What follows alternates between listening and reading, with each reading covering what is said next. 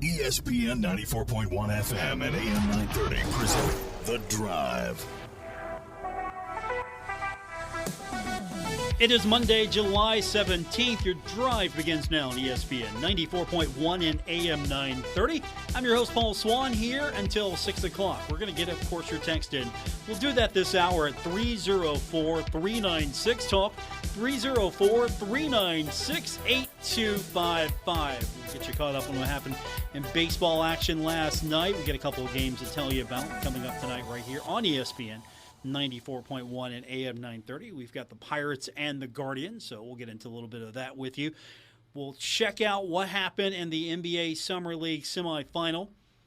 Houston and Utah going at it. How Tavia and Kenzie do. We'll get into that. We've got the news of the day, as I mentioned, your text, and, of course, some good news for the Thundering Herd. If you keep track of these things, some more players receiving some preseason honors this time on PFF.com's preseason All-Sun Belt team. So we'll get into all of that and more. How was your weekend? That's where I want to start because, first of all, I had to do it on Paramount Plus because, well, DirecTV and WOWK are they're in a war with each other right now. You can't watch WOWK on DirecTV. I hadn't even noticed, to tell you how long it's been since I've watched Channel 13. No shade dropped here. Just, I'm sorry, after the fifth different spinoff of NCIS, I can't do it every day. But I wanted to tune in because I knew that they were going to show on their flashback game. They had the 1992 National Championship game between Marshall and Youngstown State, and I watched every single minute of that. I lived it in 1992. I have it on VHS. I might have it on Super VHS. I have to dig around and see if I actually have that tape. And I don't think I've watched that game. I don't know if I've watched that game in 25 years. 25. I can't remember. But we see this. We see the soundbite and the video of Jim Nance calling the kick. Merrick, yes, one of the greatest calls in television history, at least in my biased head. So it was fun. I got to watch a little bit of that, and I noticed a couple other people were watching it as well. So I was actually having a good time texting back and forth with Tim Stevens from the Herald-Dispatch. And I told Tim at one point, and I tweeted about this, I was like, Tim, we should be live tweeting this game. Air quotes here. Live tweeting this game. We should be doing it because we lived it. I was a fan in the stands. Tim, of course, was in the box. I was on, I think it was on the 10-yard line. Press box side, 10-yard line, near the shoey. I think that's where I was at. And I was still in college at Marshall. So I was jacked to be there. I was excited. Front row. Do you think as a student, you think I'm going to get front row today? I got front row. I was living large and in charge. And again, of course, this wasn't a Marshall game. This was a 1AA championship game ticket that I bought. So I had the tickets. I was there. And some things about the game, just watching it and going back in time, was really fascinating to just go back and see how it was back when the stadium was brand new and pristine. I mean, wow, it looked really, really new. That was the first thing that took me back. It's like, yeah, this place looks really pristine and new. It's not 30-some years later. It's now. It's new.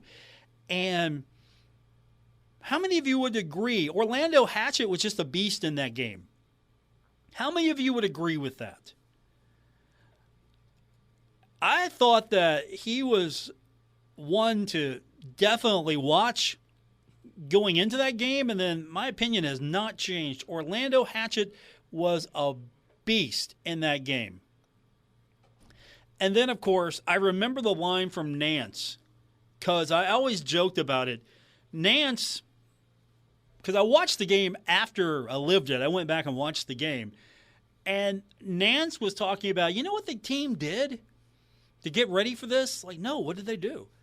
They went to the movies. What did they go see? They go see something with action? No, they go and watch Home Alone 2.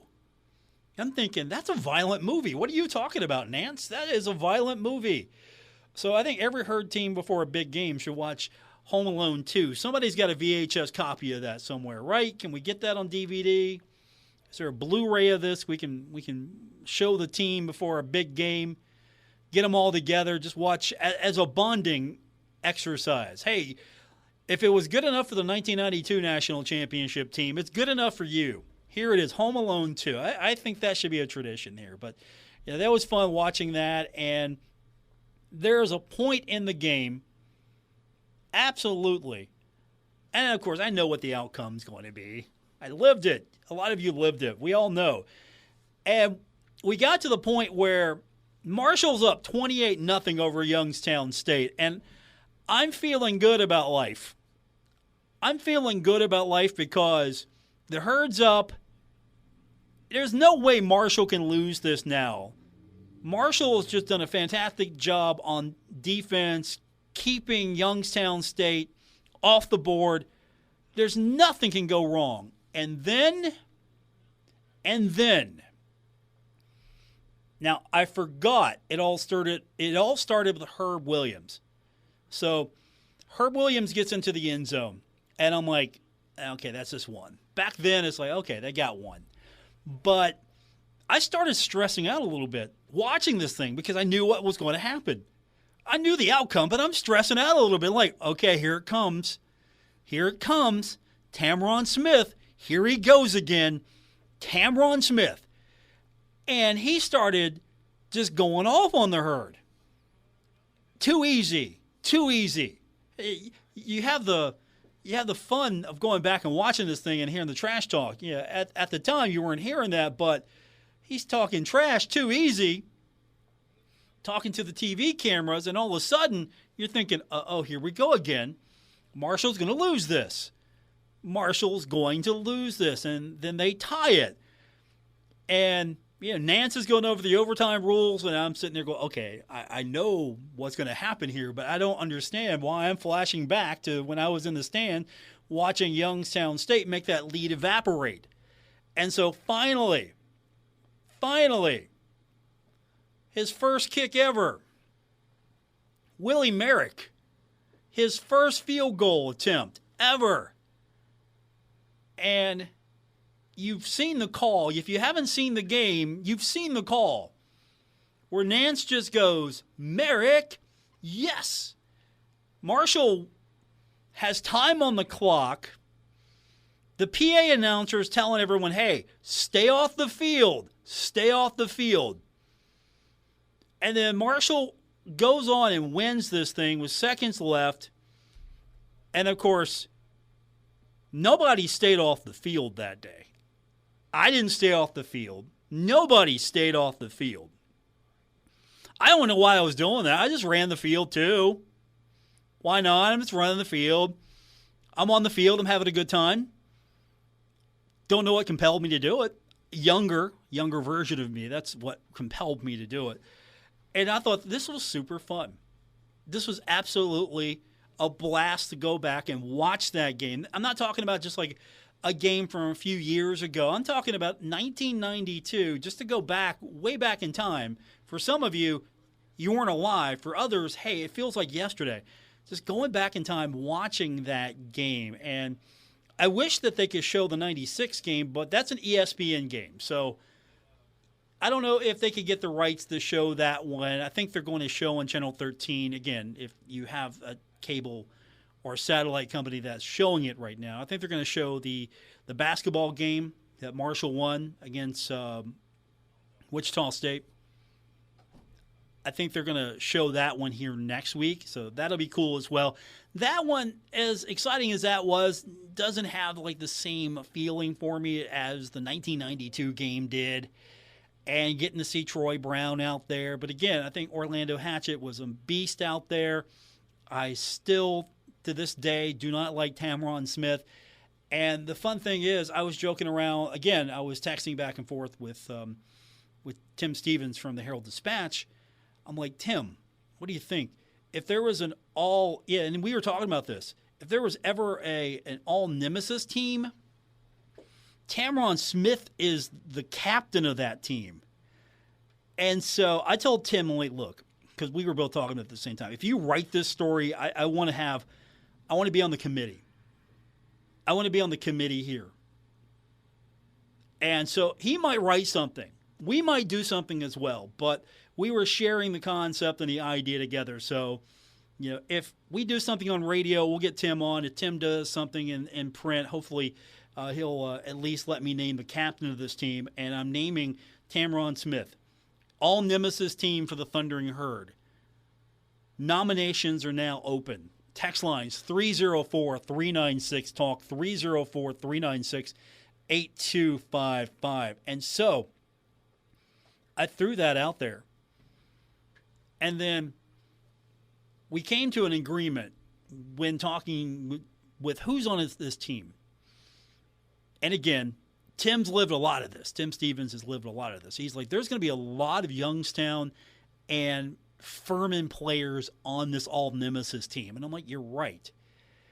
And so he nominated Stanford Jennings to the list. So don't mention Stanford Jennings around Woody Woodrum. He'll twitch a little bit. Don't do it. Absolutely not. And then someone else jumped in and nominated Tubby Raymond as coach. And I'm thinking, no, not Tubby. I think Roy Kidd might have something to say about that. So I'm kind of curious, if you were to come up with a list, start thinking about this. An all-Nemesis team. And we might do this position by position, day by day. We might do this. If you're trying to figure out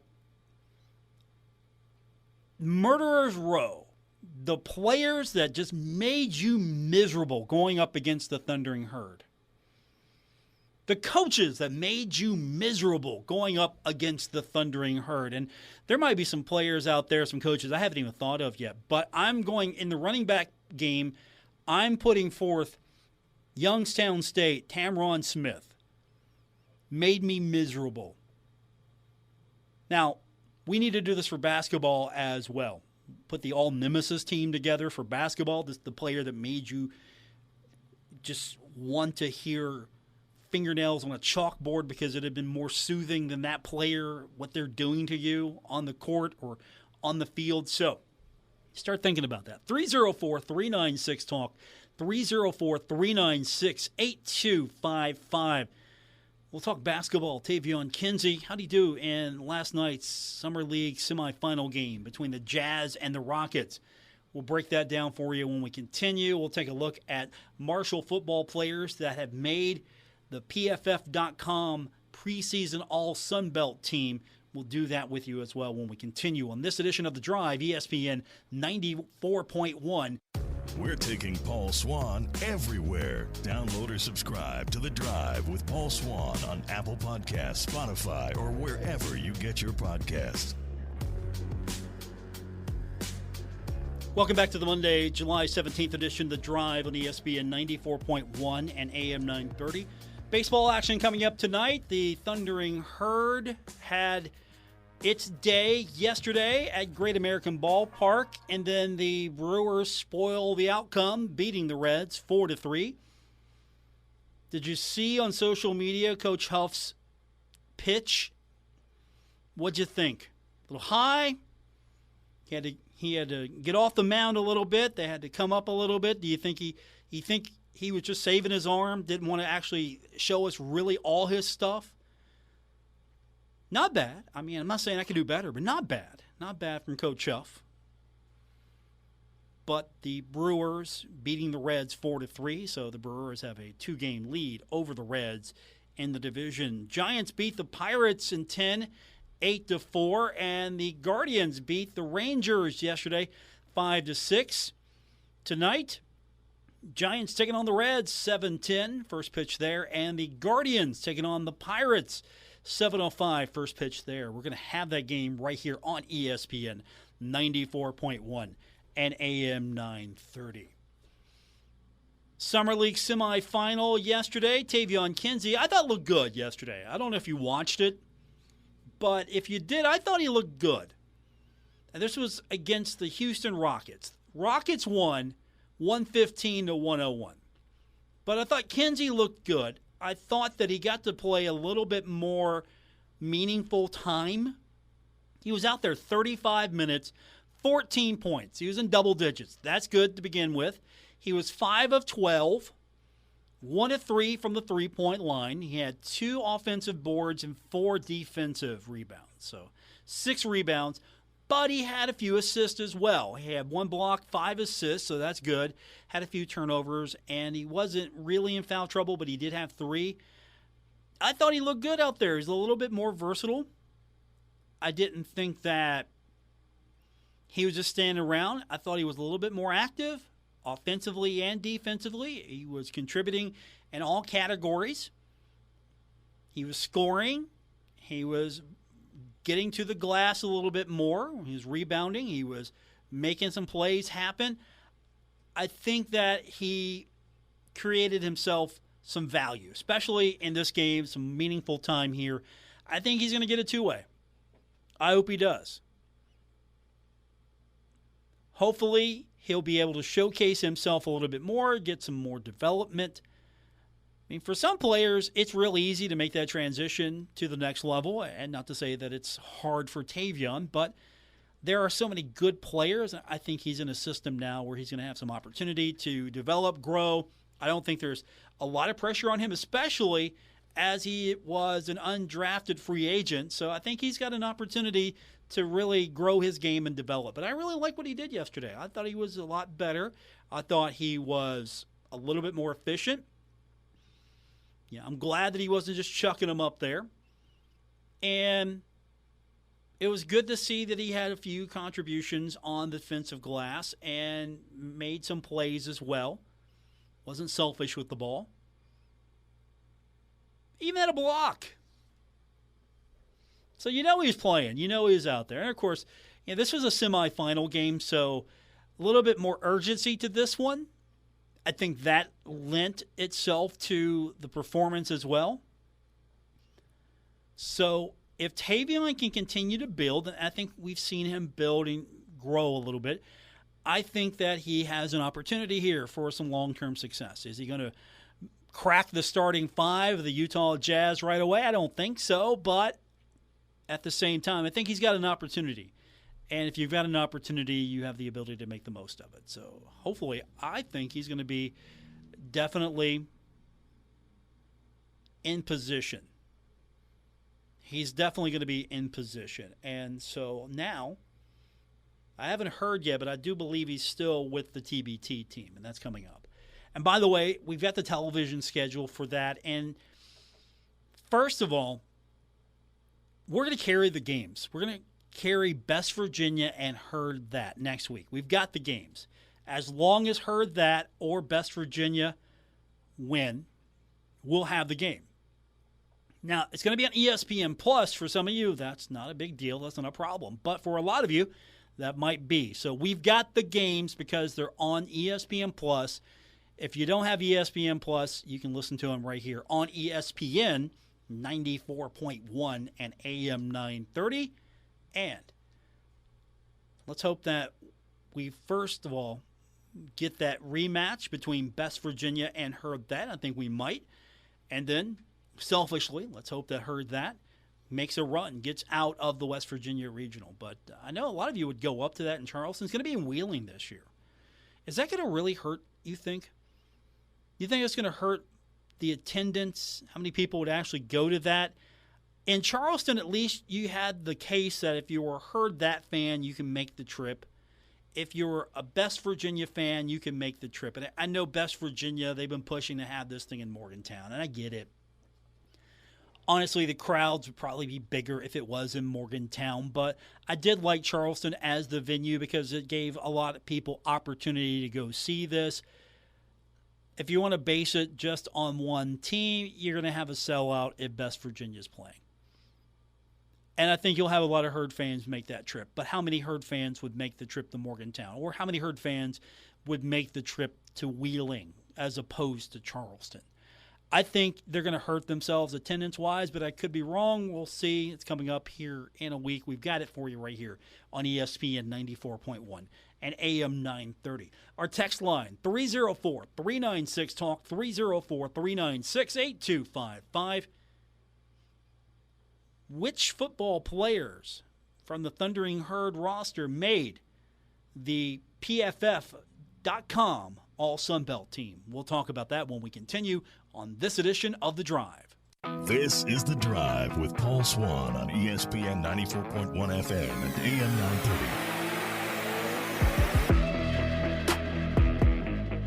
930. Welcome back to the Monday, July 17th edition, The Drive on ESPN 94.1 and AM 930. Our text line this hour is 304-396-TALK. That's 304-396-8255 to be a part of today's edition of the show. Earlier today, we got the word that Pro Football Focus at PFF.com revealed its 2023 preseason All-Sun Belt teams. And good news, Marshall getting some respect in this. Several Marshall football players have been recognized. Let's start with the first team on the offensive side, Rasheen Ali. So on the running side of things, everybody knows that if Rasheen Ali isn't on your first team, is it really your first team? Frank Gore Jr. is on there as well. That's going to be a fun battle in Sunbelt, don't you think? Frank Gore Jr., Rasheen Ali, which one's really going to be the most dominant running back in the Sunbelt? That's a debate and argument I'm looking forward to following. Also on the first team, Ethan Driscoll at tackle and Logan Osborne at center, both earning first-team positions. On the defensive side, Owen Porter gets the nod at edge, and then Micah Abraham at cornerback also making the first team. Second team, only a couple of players from the Thundering Herd listed, and that's Dalton Tucker and Eli Neal. So Dalton Tucker is a guard, Eli Neal is a linebacker representing Marshall on the second team, and that's it. That's all your players that have been named. But you get 5 on the first team. That's pretty good. 7 overall, 5 on the first team. I'll take that. I'll absolutely take that. And, of course, more importantly, I think they got some of the right guys, too. If Owen Porter wasn't on this thing, I would yell foul right away. And Micah Abraham wasn't on this thing, I would yell foul right away as well. I like the nod given to Logan Osborne. And, of course, Rasheen Ali. If he's not the best running back in the Sun Belt right now, Frank Gore Jr. better have an amazing season. That's all I'm going to say on that. Grayson McCall was named quarterback for this first team.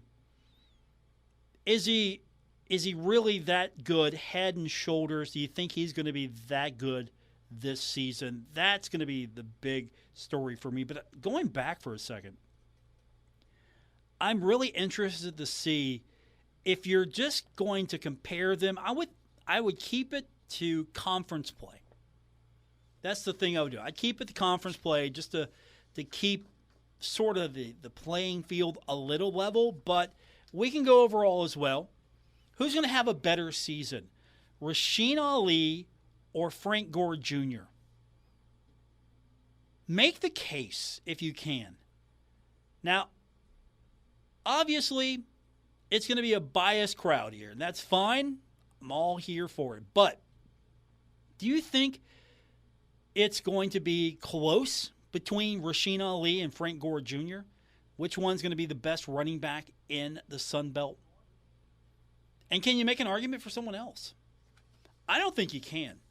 Unless something tragically goes wrong, I don't think you can make an argument for anyone else.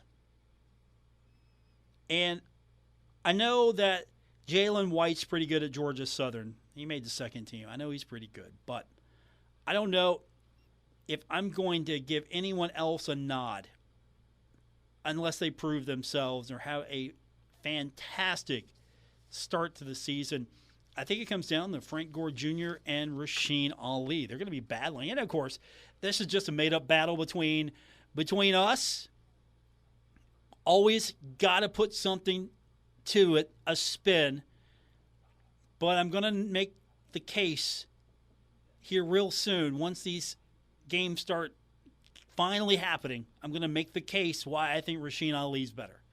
I hope Rasheen backs me up on this, but I know there's been a lot of attention. Frank Gore Jr. is getting a lot of attention. I think people have forgotten a little bit about Rasheen Ali. Maybe? What do you think? Is it just me, or is it Frank Gore getting a little bit more attention knowing that Rasheen Ali is right there? He's sitting right there. I mean, he hadn't left. He's still Rasheen Ali. And to be quite honest, I think he might have gotten forgotten by a few people. Unfortunately for the Sun Belt, they're going to find out real quick.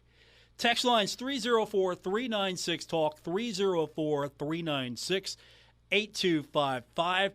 Somebody texting in a nomination for the All-Nemesis team. Now, this is basketball.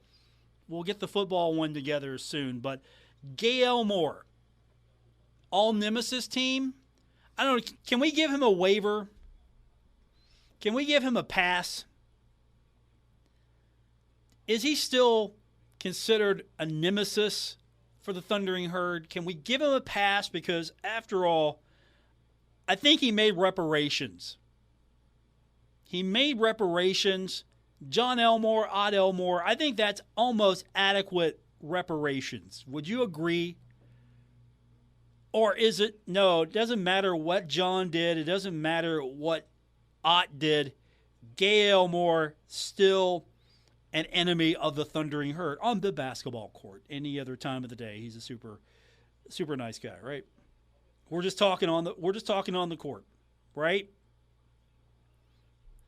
I think he's made reparations. All right. Texter says Dexter Coakley, linebacker for Appalachian State and Dallas Cowboys back in the day, would be on the rivals list. Absolutely he would. I hated the fact he got drafted. Did that tell you how much I didn't like him back in the day? I'm remembering that now. When his name got called, and this is when I was still watching the draft, all of the draft, Dexter Coakley, Appalachian State, I'm like, oh. Thankfully, I'm not a Cowboys fan, but yeah, Dexter Coakley would definitely make the list. I'm getting a feeling that this all-nemesis team is going to be comprised of Youngstown State players, Furman players, and probably some App State players. So he's going to go on the list as well. Dexter Coakley, definitely. Oh, I hated playing Appalachian State. Just hated those guys. It was all good fun, but still. I can remember when Marshall had to play them. It was the playoffs, right? They had to go back to App State. I think I remember this correctly. They had to go to App State. The playoffs, this was 87. And at that time, if you wanted to get really good sports coverage, it was CNN and Headline Sports. The stuff you see today on SportsCenter, a lot of it you have to give a nod to what CNN was doing, Headline Sports was doing. You have to give a nod to a lot of that. So they were giving the push to Appalachian State that day. And I'm like, no, I can't believe this. Marshall's going to win this thing. And I think I'm remembering this right. If I'm wrong, someone please text in, let me know if I remember this wrong. But I do believe it was the App State game. Marshall was on the road. And CNN was like, no, it's going to be App State winning that game. I got to Google this now. 304-396-TALK, 304-396-8255. That's our text line to be a part of today's edition of The Drive here at ESPN 94.1 and AM 930. Okay. Yeah, it was Appalachian State. It was December 12th. So I did remember it right. Marshall won that game 24-10. No one was giving Marshall a chance in that. Now, earlier in the season, but not that much earlier, Marshall lost in Boone 17-10 that season. That was a November 17th game. And so Marshall got into the 1AA playoffs and beat James Madison 41-12. And then Weber State 51-23. And going into Appalachian State, nobody was giving Marshall a chance because it was Appalachian State. And Marshall won that game 24-10. And then we all go to Pocatello. And Marshall loses by 1. But that's another story for another day. But yes, Dexter Coakley, all Nemesis team. 304-396-TALK, 304-396-8255. More coming up on this edition of The Drive, ESPN 94.1 and AM 930. This is The Drive with Paul Swann on ESPN 94.1 FM and AM 930.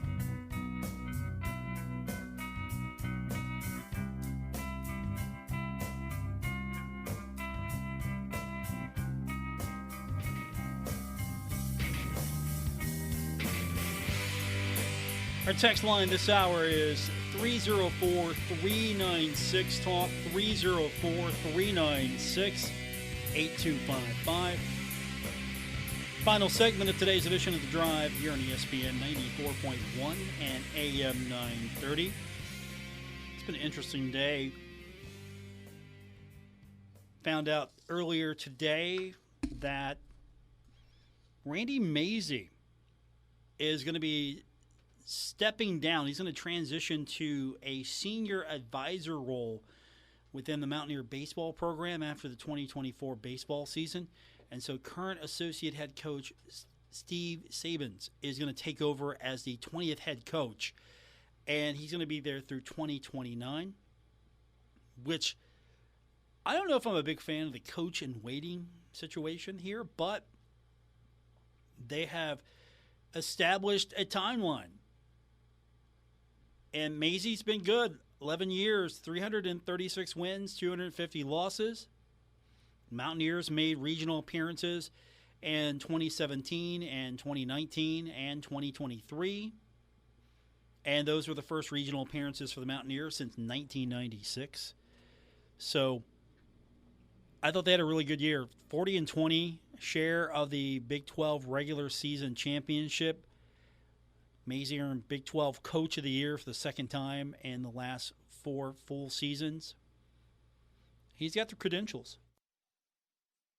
So now he is transitioning over to a senior advisor role. And then Steve Sabins is coming in to be the head coach. He's been with the staff since 2016 as an assistant coach. He was elevated to associate head coach in 2022. So how does this work? If you're the head coach, how does this work? Because you're still the coach. So you want to do it your way until you're not the coach anymore. But at the same time, are you taking more input? Your associate head coach is saying, hey, let's do it this week because, that's going to help me next year.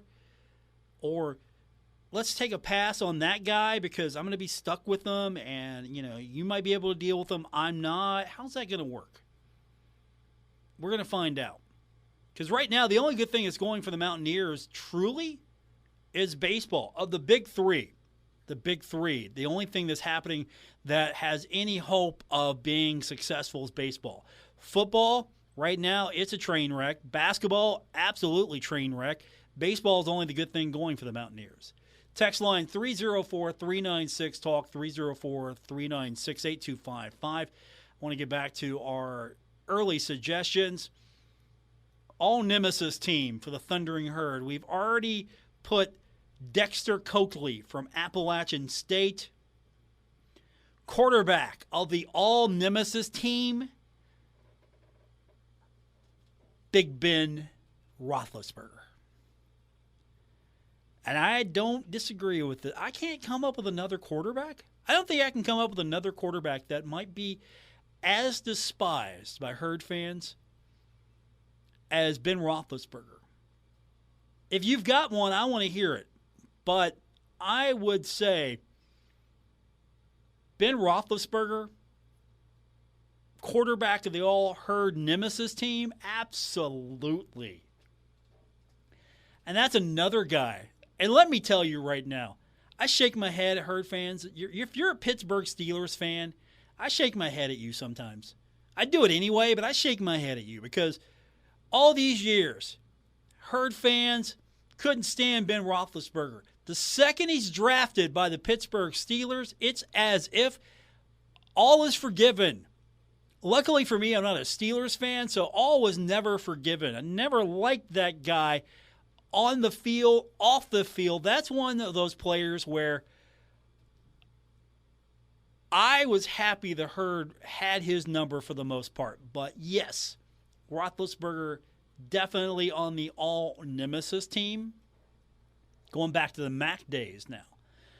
So is there a quarterback that's more despised that played against the Herd? Is there one?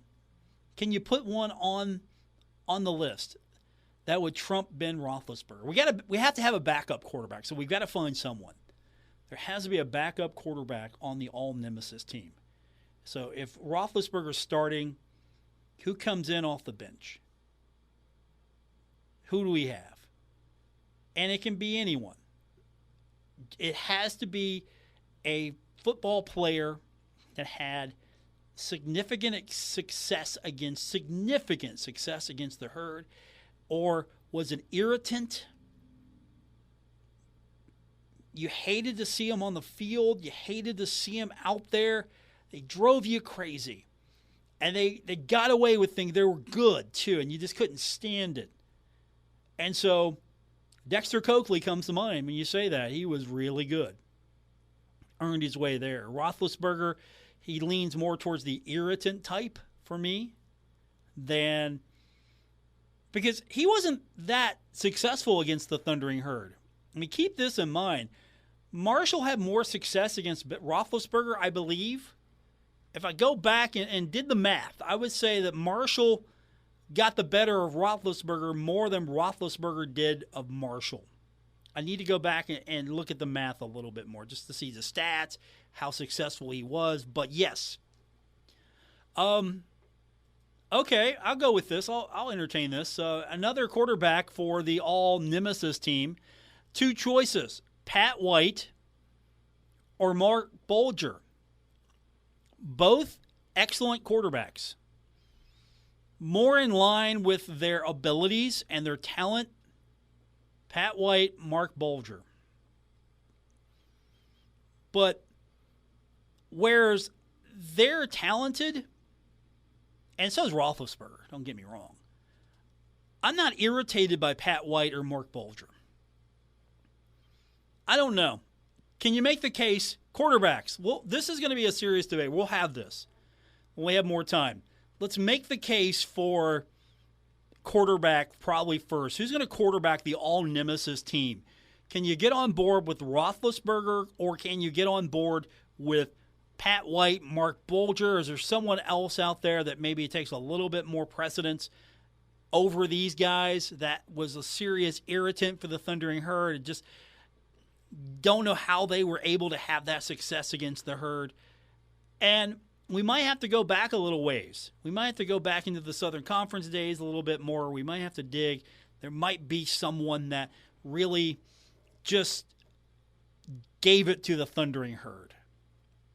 So that's your homework assignment, quarterback. Well, we might start there. And, of course, I don't know if current quarterbacks are eligible. I would say any quarterback. Geno Smith's name just came up. Is Geno Smith the quarterback of the all-nemesis team here? Tell me about it tonight, tomorrow. You can find me on Twitter, at Paul Swann. We'll get back into this. Thanks for tuning in. Don't forget Pirates baseball coming up tonight, taking on the Cleveland Guardians. That is coming up. 6:40 is going to be our airtime right here on ESPN 94.1 and AM 930. I'll be back with you tomorrow. We've got a busy day tomorrow. Presser at Marshall, going to be announcing a new track and field coach officially to the media and the public. We'll have that coming up tomorrow. Until then, have a great night, everyone.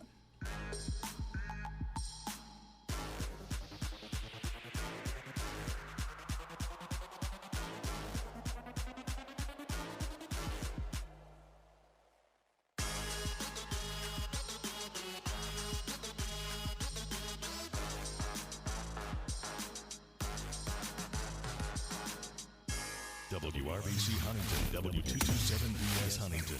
This is your radio home for Pittsburgh Pirates baseball. ESPN 94.1 FM and AM 930.